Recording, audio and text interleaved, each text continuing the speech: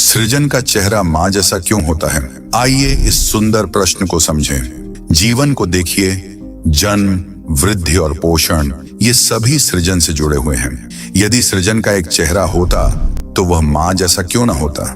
मां केवल जन्म नहीं देती, वह पोषण करती है, रक्षा करती है और जीवन को टिकाए रखती है। आइए यहीं से शुरुआत करें। स्त्रीत्व क्यों? पवित्र ग्रंथों जैसे दुर्गा सप्तशती में देवी को जगत जननी कहा गया है, संपूर्ण सृष्टि की मां, या देवी सर्वभूतेषु शक्ति रूपेण संस्थिता, नमस्तस्यै नमस्तस्यै नमस्तस्यै नमो नमः। इसका अर्थ है जो देवी सभी प्राणियों में शक्ति के रूप में स्थित हैं, हम उन्हें बार बार नमन करते हैं। यह हमें सिखाता है कि सृजन की शक्ति जो जीवन का निर्माण, पोषण और अंत करती है, उसे स्त्री के रूप में देखा गया है। मानव मां की बात करें तो वह केवल जीवन देने तक सीमित नहीं रहती, वह अपने गर्भ में 9 महीनों तक शिशु को पोषित करती है। जन्म के बाद वह अपनी ममता और अटूट प्रयासों से उसकी रक्षा करती है, उसे बढ़ाती है। उसकी भूमिका सृजन में अद्वितीय और असीम होती है। इसी प्रकार माया, भ्रम और प्रकृति सृष्टि को स्त्रीलिंगी माना गया है, क्योंकि वे सृष्टि को जन्म देती हैं और इसके जीवन चक्र का पोषण करती हैं। तो ब्रह्मा, विष्णु और शिव का क्या? अब कोई पूछ सकता है, अगर स्त्री शक्ति ने सब कुछ बनाया है तो ब्रह्मा जो सृजन करता है, उन्हें पुरुष रूप में क्यों दर्शाया गया है? वाह, क्या सुंदर दृष्टिकोण है। आइए महामाया के विचार को समझें। मार्कंडेय पुराण में देवी को सभी चीजों का मूल बताया गया है, यहाँ तक कि देवताओं का भी। वह केवल ब्रह्मांड ही नहीं, ब्रह्मा, विष्णु और शिव को भी जन्म देती हैं।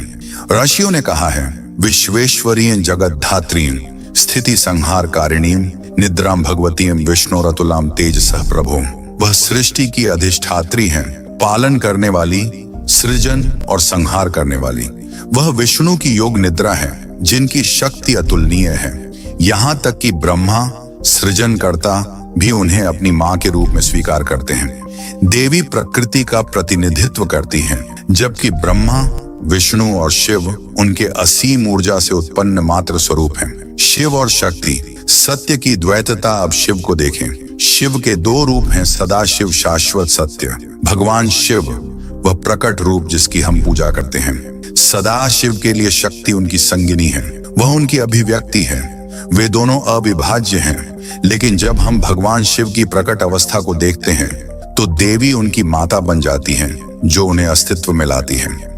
सृजन के प्रतीक हम इस सृजन शक्ति को स्त्री रूप क्यों देते हैं? क्योंकि जब हम सृजन, पोषण और देखभाल के बारे में सोचते हैं तो हमारा मन स्वाभाविक रूप से मां की ओर जाता है।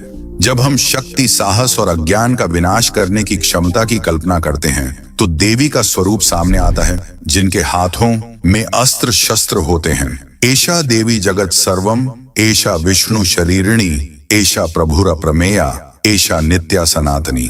यह देवी ही संपूर्ण जगत है, वह विष्णु का सार है, वह शाश्वत, असीम और समस्त सृष्टि की अधिपति हैं। ये कहानियां और प्रतीक हमें सिखाते हैं कि जीवन के हर रूप में स्त्रीत्व का सम्मान करना चाहिए, चाहे वह पोषण करने वाली मां हो, प्रचंड रक्षक हो या ज्ञान की मार्गदर्शिका। तो क्या अब आप समझते हैं कि माया और प्रकृति स्त्रीलिंग क्यों है?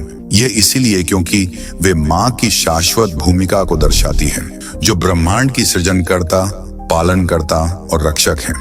महाप्रकृति कौन है? कल्पना कीजिए सबसे बड़ी और अद्भुत चीज की। इसे आप महान प्रकृति या महाप्रकृति कह सकते हैं। सोचिए, जो कुछ भी आप देखते हैं, छूते हैं, सोचते हैं या सपने में भी देखते हैं, यह सब महाप्रकृति से ही निकला है। वह सबकी मां जैसी है। यहाँ तक कि ब्रह्मा, विष्णु और महेश जैसे शक्तिशाली देवता भी उनसे उत्पन्न हुए हैं। क्या यह अद्भुत नहीं है?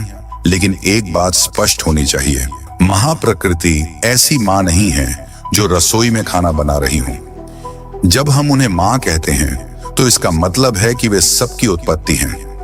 वह ऊर्जा, शक्ति और जादू हैं जो सब कुछ घटित करती हैं। इसी कारण उन्हें महामाया, महान माया कहते हैं।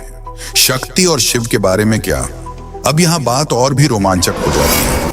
आप शिव को जानते हैं, है ना? शिव वह शाश्वत सत्य है, स्थिरता है।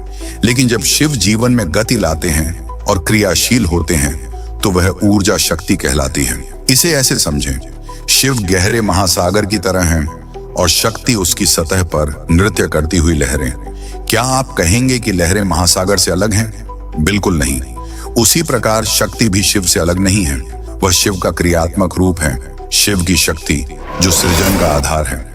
देवताओं का स्थान कहाँ है? जो भी अस्तित्व में है, छोटी चींटियों से लेकर शक्तिशाली देवता तक, सब शक्ति से उत्पन्न हुए हैं। यही कारण है कि ब्रह्मा, जो सृष्टि के रचयिता माने जाते हैं, महामाया को अपनी माँ कहते हैं। उन्हें पता है कि वे उनके बिना अस्तित्व में नहीं आ सकते।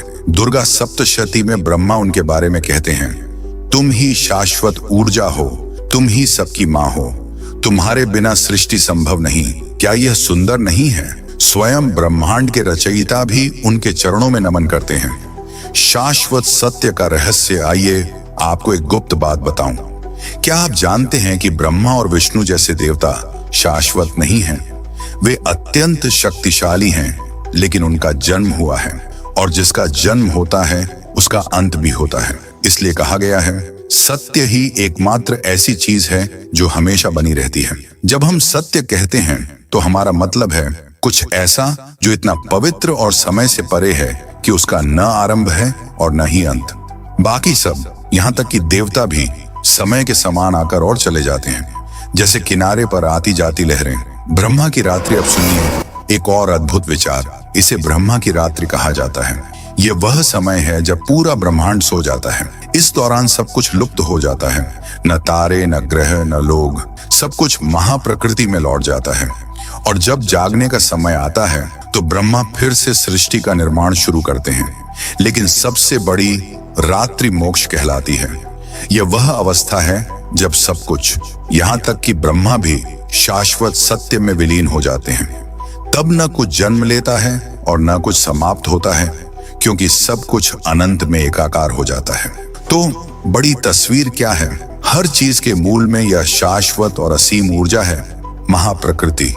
वह हमेशा मौजूद रहती है, सृजन करती हुई, रक्षा करती हुई और कभी कभी सबको विश्राम देती हुई। ऋषियों ने इसे बड़ी सुंदरता से समझाया है। हालांकि वह शाश्वत और अजन्मा है, फिर भी वह संसार में प्रकट होती है, देवताओं की सहायता करने और अपने कार्य को पूर्ण करने के लिए। इसका अर्थ यह है कि वह एक महान जादूगरनी की तरह है। ऐसा प्रतीत होता है कि वह जन्म लेती हैं या प्रकट होती हैं, लेकिन वास्तव में वह सदा से है। अद्भुत है ना? अब सुनिए दुर्गा सप्तशती के पहले अध्याय से एक अविश्वसनीय कथा। यह कहानी एक कल्प ब्रह्मांडीय युग के अंत की है। यह केवल एक पौराणिक कथा नहीं है, यह गहरे आध्यात्मिक सत्य को दर्शाती है, जिसे भव्य चित्रों में प्रस्तुत किया गया है। क्या आप तैयार हैं? आइए इस कालजयी कथा में डूबते हैं। कल्प के अंत में क्या होता है? कल्प के अंत में ब्रह्मांड प्रलय की स्थिति में चला जाता है, एक दिव्य विश्राम। इसे ऐसे समझें, संपूर्ण सृष्टि एक अनंत महासागर एकार्णव में विलीन हो जाती है, जहां कुछ भी शेष नहीं रहता सिवाय सर्वोच्च दिव्य शक्तियों के।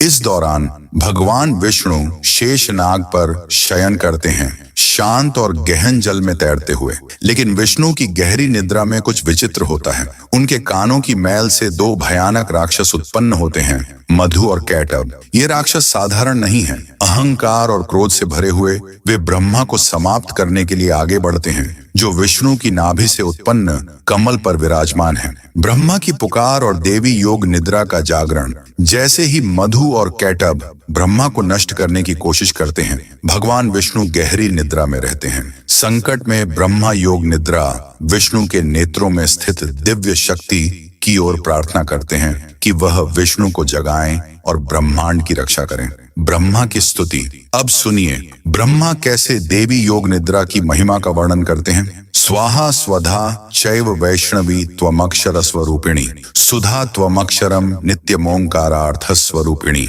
हे देवी, तुम स्वाहा, स्वधा और वैष्णवी हो। यहाँ तक कि स्वर और व्यंजन भी तुम्हारे ही रूप हैं। तुम जीवन दायिनी सुधा हो। शाश्वत ओंकार में तुम अह, उ और म हो। ब्रह्मा आगे कहते हैं, संध्या सावित्री वै माथ सर्वलोक क्षयंकरी स्वरूपम तव सर्वत्र तवम वै सृष्टि स्थिति सदा। तुम संध्या हो, सावित्री हो और सभी लोगों की माता हो। सृष्टि का निर्माण, पालन और संहार तुम्हारा ही रूप है। देवी की भूमिका। सृष्टि, पालन और संहार ब्रह्मा देवी के 3 रूपों का वर्णन करते हैं। सृष्टि निर्माण का रूप, स्थिति पालन और संरक्षण का रूप, संहार विनाश का रूप। ब्रह्मा स्वीकार करते हैं कि देवी के बिना देवताओं का अस्तित्व भी असंभव है। त्वम श्री त्वमीश्वरी बोध स्वरूपा क्षमा तथा शांति स्तोष प्रसन्ना त्वं सुंदरी परमेश्वरी।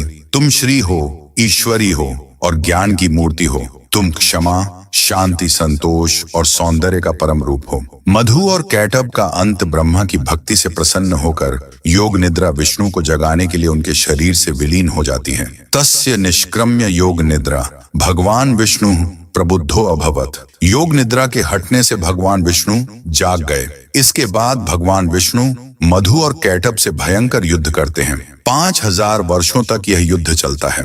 देवी महामाया की शक्ति से भ्रमित राक्षस अहंकार में भरकर विष्णु से वरदान मांगने की भूल करते हैं। विष्णु चतुराई से कहते हैं, यदि तो ददातम में वरम बधम ममैवच। यदि तुम मुझे वर देना चाहते हो तो मुझे यह वर दो कि मैं तुम्हें मार सकूं। राक्षस सहमत हो जाते हैं, लेकिन एक शर्त रखते हैं, न छापा मध्य वधम कुरु। हमें पानी के भीतर मत मारना। विष्णु अपनी बुद्धिमत्ता से राक्षसों के सिर अपनी जांघों पर रखते हैं जो पानी से ऊपर है और अपने सुदर्शन चक्र से उनका अंत कर देते हैं। देवी की विजय इस प्रकार ब्रह्मा की प्रार्थना और देवी महामाया की कृपा से राक्षसों का नाश होता है। यह ब्रह्मांडीय संतुलन की पुनर्स्थापना का प्रतीक है। दुर्गा सप्तशती के पहले अध्याय मधु कैटब वध का यही सार है, जो देवी को सृष्टि, पालन और संहार की अंतिम शक्ति के रूप में दर्शाता है। पाठ क्या है? यह कथा सिखाती है कि देवी अपनी असीम शक्ति और ज्ञान में सभी ब्रह्मांडीय प्रक्रियाओं का आधार है। जीवन का निर्माण, उसका पालन और अंत सब उन्हीं का रूप है।